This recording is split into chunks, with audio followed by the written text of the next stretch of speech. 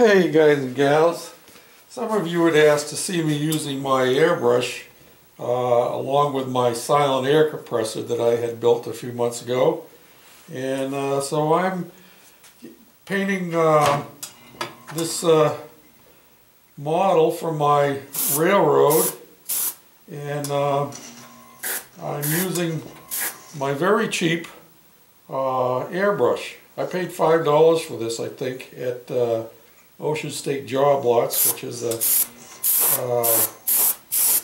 place back in Massachusetts, where in Rhode Island, I think, where they get in overstock stuff and things that are no longer being sold. And yeah, I thought I would just take you along. And as you can see, I'm using some acrylic paints here that you get at Walmart. I think they're like 57 cents, or maybe they've gone up now. And that's what I'm using for the main body of this building.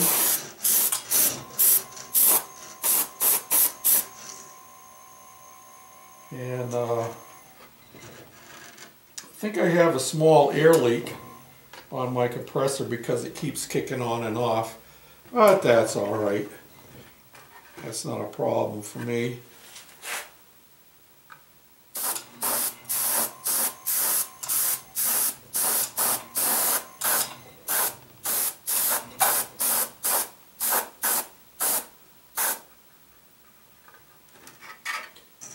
And of course, this building is going to get weathered after I'm done painting it.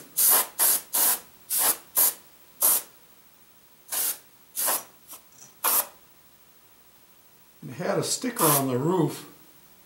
And for some reason the paint's not sticking very well on the back, but you'll never see that because that's going to be up against the mountain. You know what I mean? So I'm not concerned about that too much.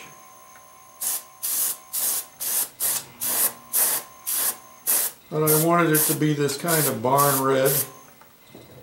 And actually, if the paint doesn't stick everywhere, that's not a bad thing for me either, because I'm going to want it to look like the paint is wearing off of it. So we'll see how that goes. I had washed it last night too, but maybe I didn't scrub it enough.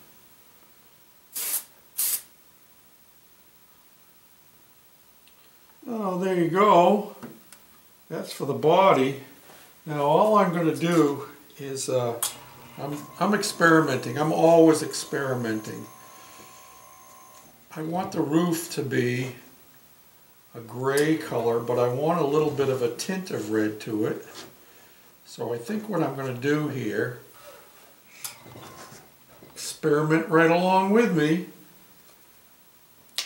I'm just going to take some of this pewter gray and put it right in with the red that I already mixed up.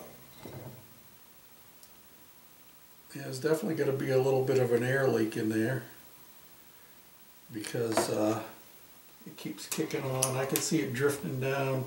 And I use windshield washer solvent for mixing and for thinning out the acrylics. It's not rocket science. And I'm very high tech. I use a pencil for a stirring stick. I don't know, it doesn't look like it's changing the color. Maybe I'm going to have to add some white to it. So I want the roof shingles to look more like cedar shakes. Let me get a different color to add in there. So I think I'm going to add a little bit of this mocha pale. I call it tan myself. You have all these fancy names for stuff. Rather than white, this will give it a little bit of lightness to it, and also a little tint. Give it a more of a wood shade maybe. Let's see what we think.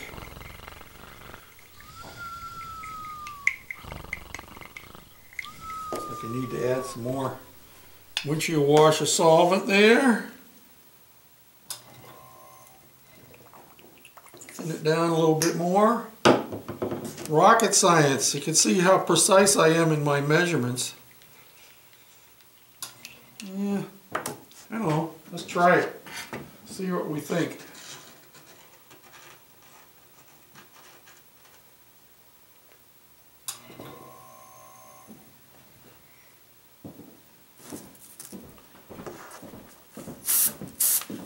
Just need to get the red to spray out of it first.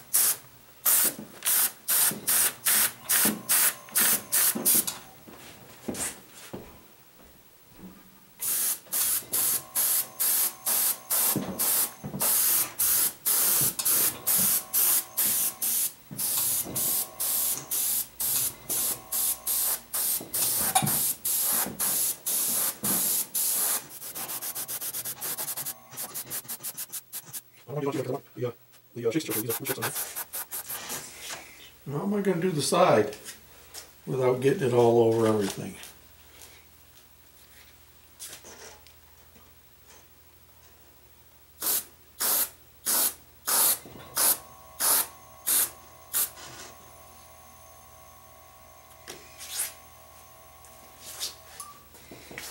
Told you it was Hiram Faber and Company Millworks. Well, there we go. That's the sign that's going to go on it. And of course, it's got to be weathered too, and I've got to mount it to a sign board. And it'll probably get mounted somewhere on here, kind of like that, you know?